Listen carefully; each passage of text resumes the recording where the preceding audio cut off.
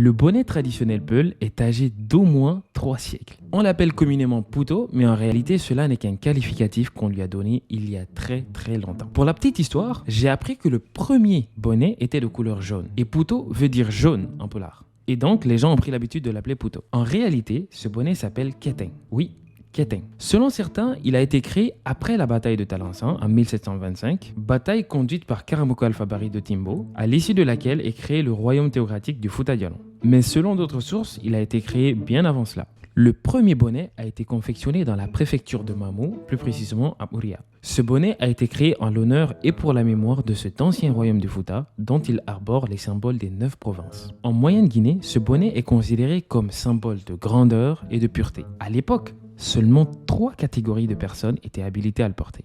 L'érudit, le chef ou le roi et le notable. Je tiens aussi à préciser que ce bonnet a été inventé au Fouta Djallon par les Foutaniens, mais cela ne signifie pas que c'est une propriété exclusive du Fouta Djallon. Le Puto est une propriété de la Guinée tout entière. Aujourd'hui, elle est portée par toutes les ethnies et toutes les régions de la Guinée. Ce bonnet est l'un des indicatifs de l'identité des Guinéens, surtout dans les grandes rencontres.